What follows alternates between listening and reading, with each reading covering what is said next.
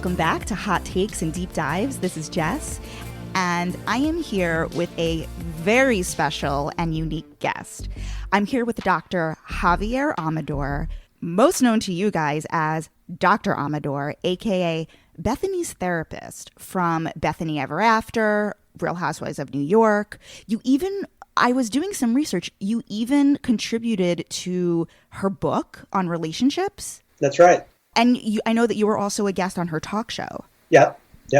So how have you been? Like, what have you been up to? I guess the last time we saw you on the show was around 2015, season 7 of Real Housewives of New York, when Bethenny had come back to Housewives after her spinoff and her talk show.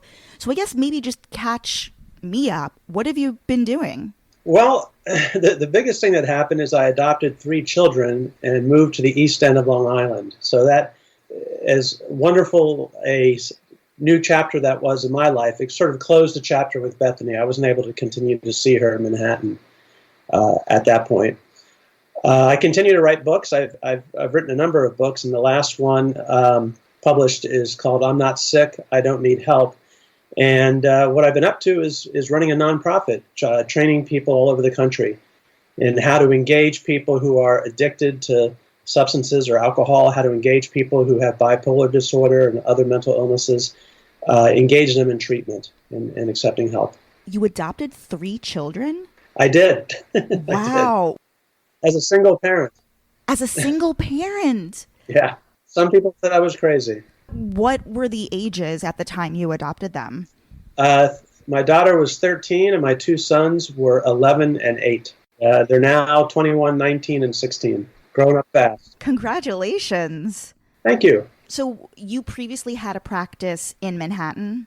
I guess, how did Bethenny come to you? Like, were you seeing her as a client or patient privately, and then it just transferred over to the show, or was this something that was set up for her spinoff? I was seeing her, and she wanted me to be on the show. She had an interest in me being, not even me being on the show. She wanted her therapy to be on the show, and it took a lot of thought and reflection and checking in with colleagues as well before I said yes. I was not eager to do it at first. And the main reason, frankly, it's not about me, is I was concerned about her therapy and that she get good therapy and that she get real therapy, not, TV therapy. Yeah, one of the things I was going to ask you is, what is your opinion of therapy as depicted on reality television? Since I haven't watched it all, I can't give you a sweeping opinion. What I have seen, I've seen some good examples of what to me appears to be authentic therapy. Certainly what Bethenny and I intended to do, tried to make the sessions in front of the camera as authentic as they were when we had sessions off camera. And the result was a lot of people got a lot of help. Both Bethenny and myself together received thousands, probably over 10,000 requests for referrals in the time that I was her therapist on TV. People who said, I never thought about being in therapy. I've never been in therapy, but after watching you and Bethenny, I'm really interested. Can you recommend someone? Wow. So I feel really, really good about that aspect of what we did. So the sessions that we saw on both shows, obviously they are trimmed down to, 5 minutes max, because it's like a scene in a show. Were they actually like full 45, 50-minute sessions? Oh, yeah, they're 50-minute sessions. The regular, I guess some of my colleagues do 45-minute hours. I do a 50-minute hour. And the sessions ended when they ended. I mean, there was no, let's do a second take kind of situation there. So it was, it was real life cinema, if you will. I'm trying to just picture how, I'm in therapy. I'm sure maybe the majority of our listeners are in therapy. I'm just trying I've been in therapy too. Yes, of course. Like, I'm just trying to even imagine what it would be like sitting in the room with, you've got a producer there, you have a sound guy there, like you have cameramen there. There have to be at least 4 other people in the room. It must take a lot to have that connection between therapist and patient still be authentic and honest and real with all these people watching. Actually, there were far fewer, half that number of people in the room. They were really good about keeping the producer and the sound technician outside, so it was just the camera. That's interesting to hear. Well, you're there with another person, and in our case, there were two other people in the room, only two. The sound engineer, the producer were outside, so we had two camera in the room. And I was looking at Bethenny. I was looking into her eyes. She was looking at me. She was looking into my eyes, and we were there together to talk about what was important to her. We were there together to do the work. So it was very easy to forget, as they say in the business, it was easy to forget the fourth wall. It didn't exist. Did you ever watch the show? Like, at least like to see yourself on TV? I've actually been on TV a lot. I've been on a lot of news programs, CNN, you name it, I've been on it. So I don't really need to see myself on TV is the point I'm making. Uh-huh. I've seen enough of Javier Amador on TV. So that's one reason I did not watch the show until it was completely done, until I decided to be off the show. The other reason I didn't watch it is I didn't want it to in any way change my experience of Bethenny. I was in the room, doing psychotherapy with a person, with a human being, not with a show. So it was really important for me. People would, comment, friends would comment, relatives would comment, and I would just try to get out of those conversations as quickly as possible. I didn't want it to pollute my experience of Bethenny directly.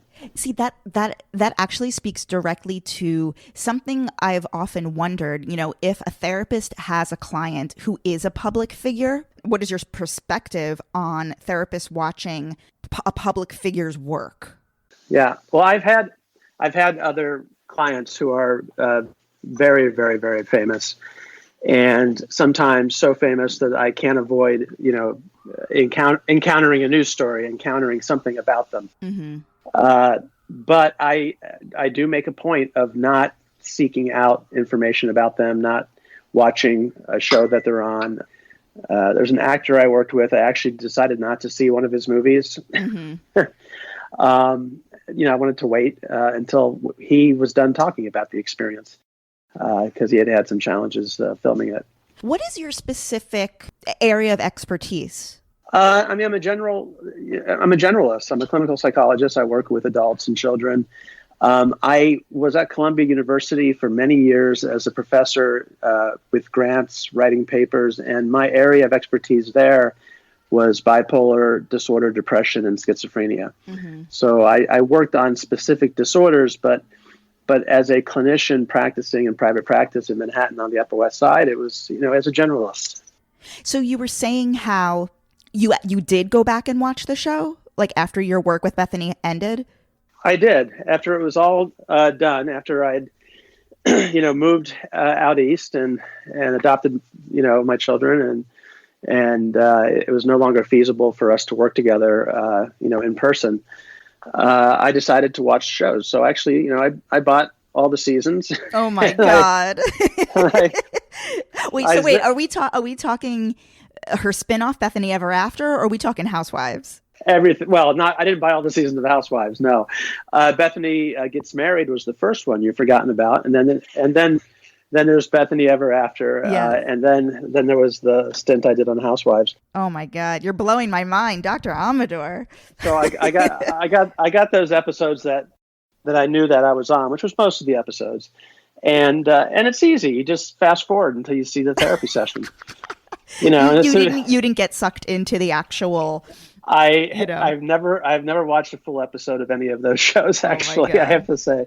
But that was, partly just a time issue. And during the filming, during the work itself, it was a therapy issue. Yes. I already explained why I didn't watch the shows then. But I did afterwards because I was curious to see, I got a lot of very positive feedback from colleagues. And then, like I said, probably close to 10,000 men and women, mostly women who wrote to Bethenny and to me, separately, asking for referrals for a therapist after watching us on TV.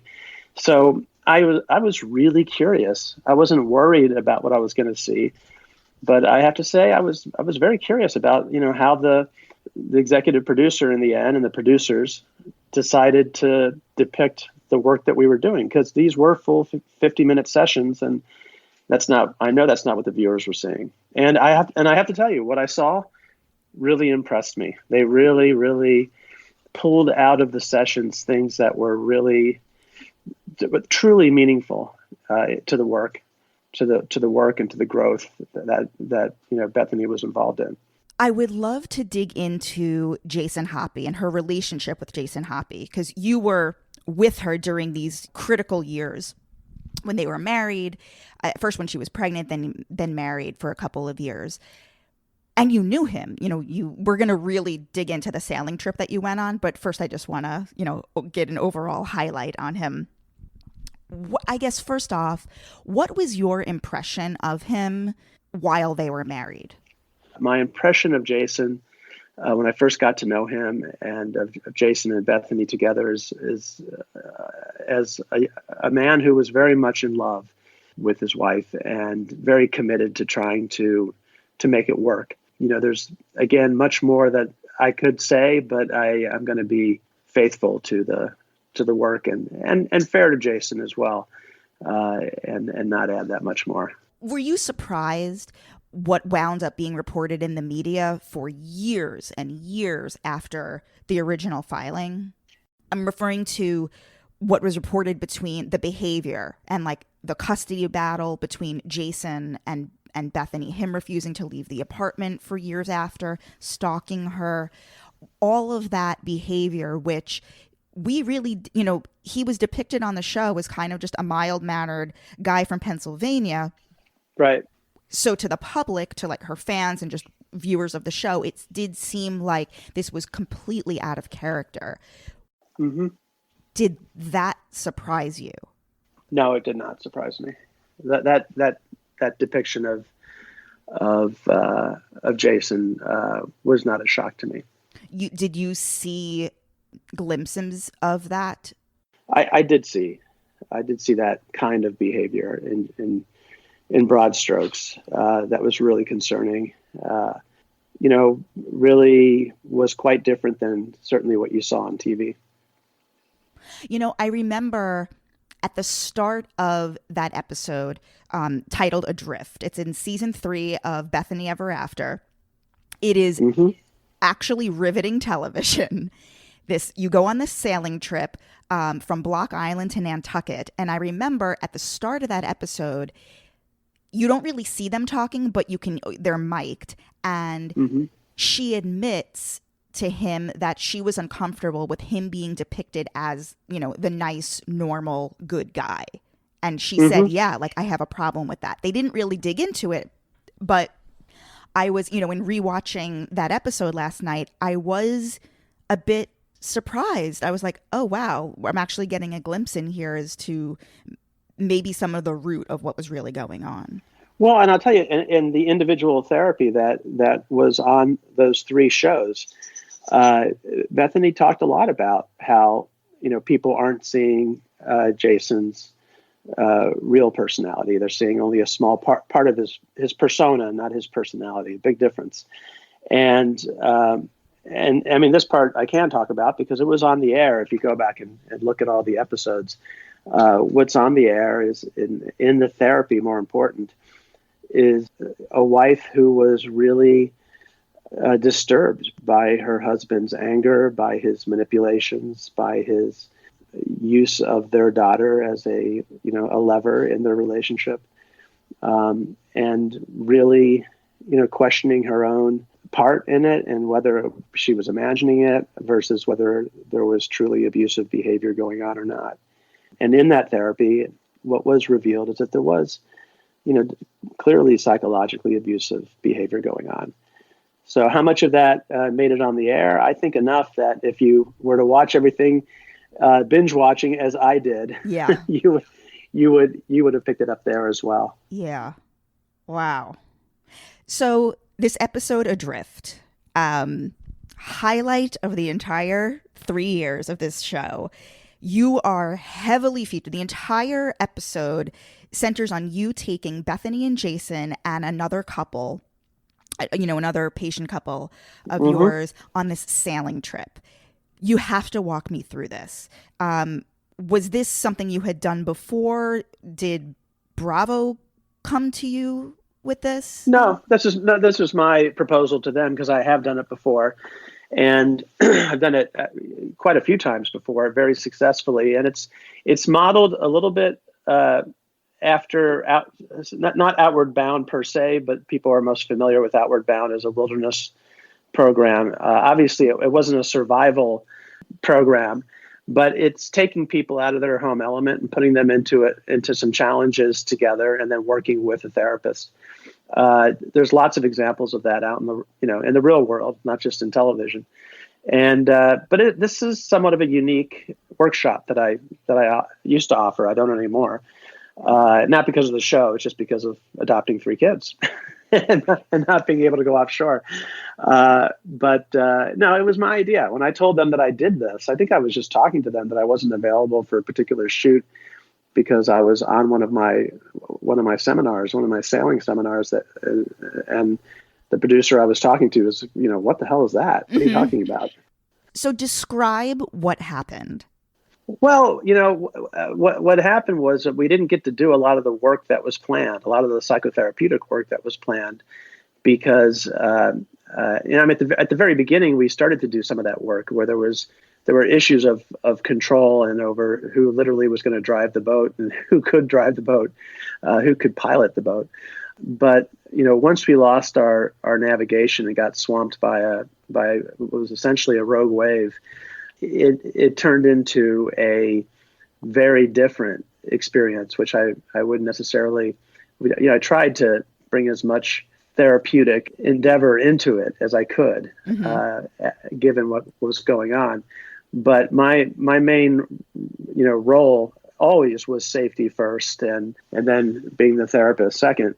But I'll tell you that, after the accident, and there were really 2 accidents where I was thrown across the cockpit and buried under a wave, and then the other one was losing GPS, charting GPS. I was really focused on making sure everybody was safe. On the therapeutic end, what was very striking, and we did have a chance to talk about once we got to Nantucket, was Jason got really seriously seasick. I mean, he got very, very seasick, and he's lying down in the boat. Like you're trying to do therapy on Bethenny and Jason, and he is like completely out of it. And he really was. I mean, he was vomiting, he was nauseous. I mean, he really was in no shape to be there. And so I have to give him kudos for really trying to work with us and to work with me. And I saw a side of Bethenny I hadn't seen before, just how tender and kind she was, and sweet, and taking care of him. I don't know how much of that, got through the lens and past the editing bay and broadcast. But, she really was an incredibly thoughtful and caring and concerned wife to him while he was sick. I'm trying to remember. I remember having breakfast with them after we landed in Nantucket, and talking about the experience. And one of the things that I do recall is Jason saying, as bad as it was, he was glad that he went through it. And a big part of that for him was he felt that it got the 2 of them closer. They had been through something really that got them out of their argument. That whole episode started, as you said, with them fighting, and with Bethenny accusing him of not being fully himself on air, and where it ended for him was, we've been through something that was for him really, really horrible and uncomfortable. I mean, it was way worse than uncomfortable for him. I mean, he wanted to, as he said many times, I just want to die. I don't know if that made it on the air or not, but I just want to die. I mean, when you're seasick, I don't know if you've ever been seriously seasick and stuck at sea. I'm not talking about awful. Yeah, I'm not talking about 2 hours. I'm talking about 30 hours. Yes, there's a chyron at the bottom. time at sea at the end, it was like 20, 30 hours. Yeah. Was it? I don't remember exactly, but yeah, it was a long time. And, so for him to get through that and to feel like he got through it together with his wife was a very powerful experience for him. And I think, for her, she was very grateful that he sort of, as she put it, manned up, Why weren't you freaking out when the GPS failed? Like, you were very calm throughout the entire incident. Were you just faking it till you made it? No, I've worked in a lot of emergency rooms in my career. I've worked with the police department in Tucson, Arizona. Used to ride in an unmarked police car and meet people who were emotionally disturbed out on the street, waiting for the squad cars to arrive and de-escalate. So I'm used to my adrenaline pumping and having to keep doing my job. And it's no different when sailing. I was scared. I was scared shitless. I said that, I said it. I meant it. And was production freaking out? How many producers, like how big of a crew was on the boat? I think we had a total of 11 of us on the boat. So that would have been 5 or 6 production. And like, were they freaking out? They were completely freaked out. When I came down below, one young man in particular, hugged me at the end. One of the cameramen. I say he's a young man. He was, probably in his mid-20s, and gave me a hug and said, "Thank you for saving my life." Oh and my God. and I laughed and I said, "Dude, your life wasn't actually ever really in danger, but you're very welcome." But that's how scared he was. I mean, one of the scariest moments is in the beginning of the episode. You see shots of my sailboat in the sun, with the sun setting behind it.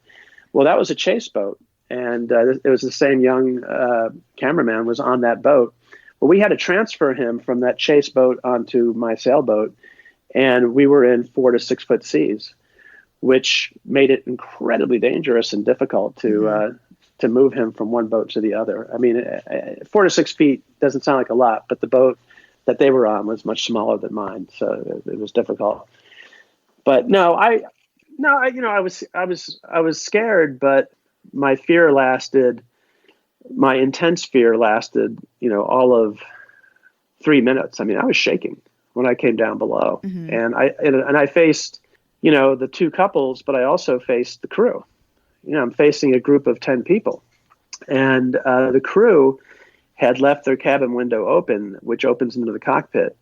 All of the videotape that they had shot got soaked in seawater. And what most people don't know from that episode is that the videotape had to be sent to Los Angeles to a lab to be salvaged. But they weren't so upset at that moment, but they were upset about that. They were soaking wet. They didn't know what was going on. I told them we were heading south away from Nantucket to get away from all the shallow water, the shoals, and until I could make contact with the Coast Guard and either get my GPS working or get somebody to pilot us in. And they were freaked out. They were very freaked out. It was very uncomfortable. You don't really see how uncomfortable it was on the boat in terms of waves. Do you have any knowledge of in one of maybe like 2-3 years ago on the Real Housewives of New York, they were in Cartagena and they took a boat out from a private island. They were taking a boat back from this private island that they were hanging out with. This is the entire cast of Real Housewives of New York. So it's, Bethenny, Carol, Ramona, Luann, etc. And they're going back to their house on the mainland of Cartagena. And this made headlines, like in the news. Basically, their boat just started to enter extremely rough seas to the point where cast members were throwing up. Like the cast genuinely thought they were going to die. Wow. Do you have any knowledge of this? I have none, but I'm starting to think Bethenny's bad luck for boats. I mean, you need to watch this episode. It's I think wow. that you must. I mean, well, first of all, anybody who is looking to watch this episode titled Adrift with Dr. Amador's sailing trip with Bethenny and Jason, you can buy it on iTunes. Just go there, Yep. Bethenny Ever After. And of course, the episode that I'm referring to, The Boat Ride from Hell, which is iconic television. These are both iconic television from season 10 of Real Housewives of New York. I just had to bring that up. That's unbelievable. I didn't know about it. I'll have to look it up. You have to look it up. So you then saw her again. So that season ended. You came on as a guest on her talk show, and then you were seen again as her therapist back when she returned to Housewives in season 7, 2015. That's right. And how was that experience? Now, or was it? Yeah, I'm just curious. Like, was there any difference between? It was exactly the same. It was the same producers. I believe we had the same producers, and again, once so there's a lot of activity outside the therapy in terms of just what goes on in production. But once we're in the room and there's like one cameraman or woman behind me and one cameraman behind Bethenny, and it very quickly becomes just Bethenny and me in the room, looking in each other's eyes, listening to each other, and you forget, you easily forget that somebody else is there. And I know that may sound strange, but I'll tell you something about being trained as a clinical psychologist.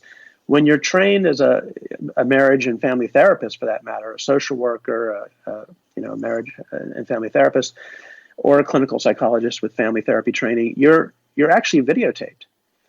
And there's a one-way mirror, and your entire class and your instructor are behind that one-way mirror while you're meeting with a couple. So it's not like it's the first time I've been watched while I'm doing therapy. That's interesting. I didn't know that. Yeah. Huh. So did you follow her career and all the success that she's had since you? I guess maybe tell me, like, when did your work with Bethenny end?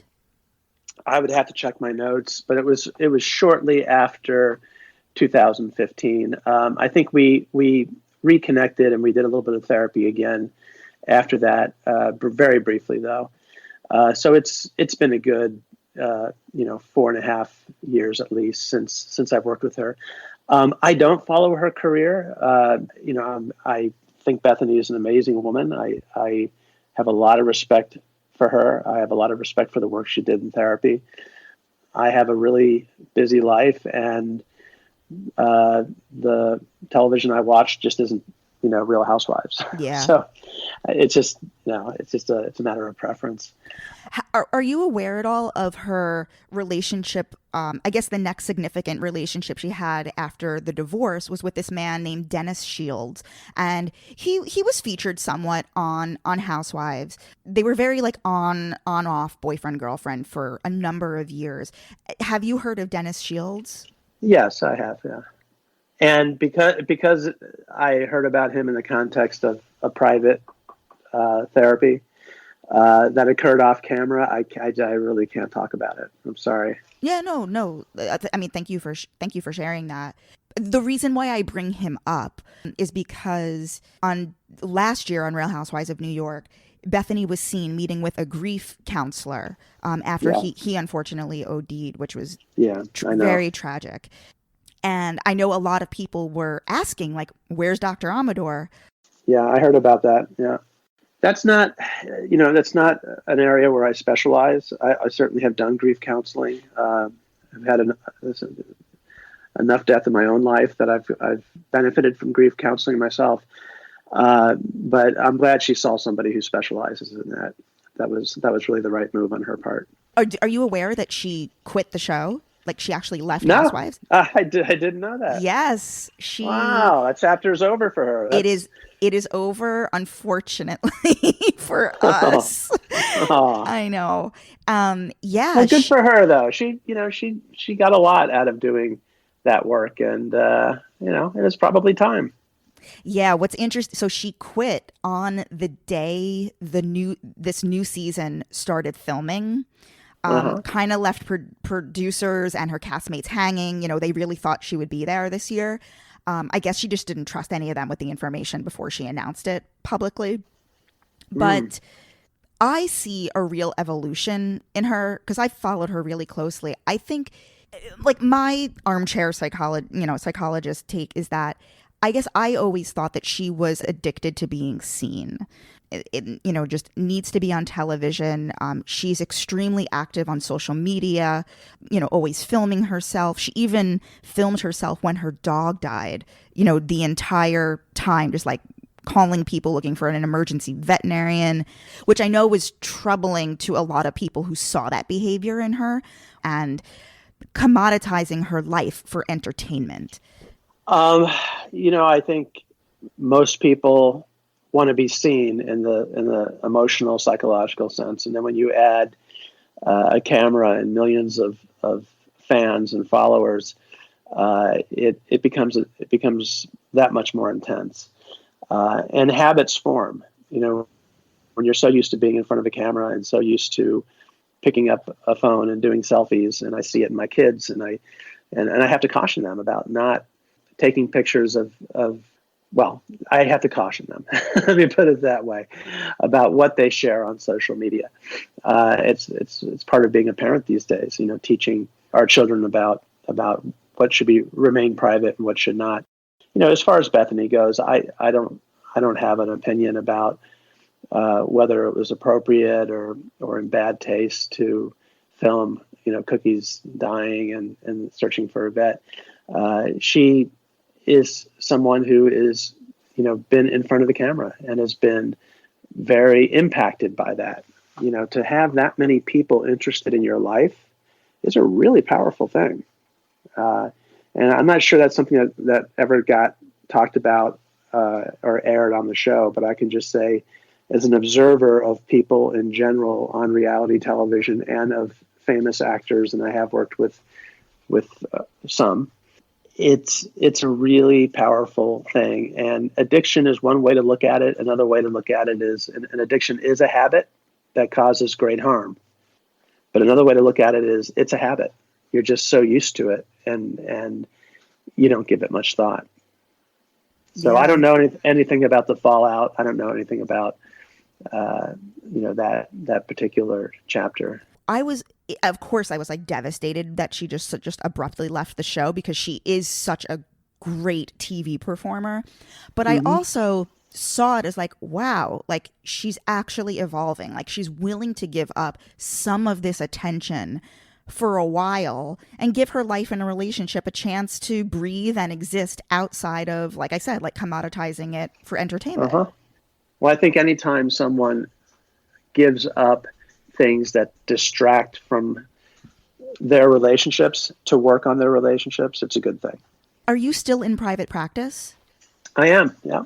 So anybody who's like on Long Island, like, are you taking new patients? Well, I have a long waiting list, so okay.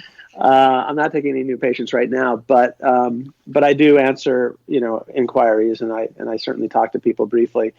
A lot of people that I see, I have clients in Los Angeles, and I fly to Los Angeles actually on average about once a month, and then see them on Skype or FaceTime in between, or phone sessions. So I actually see people all over the country, through what used to be called telemedicine, but now we just call it Skype or FaceTime. Yeah. I actually watched your TED Talk that you did. And it was great. Thank you. It was great. Thank you. So anybody who wants to check out your TED Talk, I thought it was like very impressive. But you basically talk about the initial spark for you getting into this field, about your brother. Yeah. I had a brother with schizophrenia who I was very close to. And when he became ill, I had absolutely no idea that he was ill. And it created just tremendous friction and turned us from being, friends into enemies. And really was the spark that started my whole research career at Columbia University and looking into why do people with these certain illnesses just have absolutely no clue that something's wrong with them, and everybody around them can see it. we all know people like that.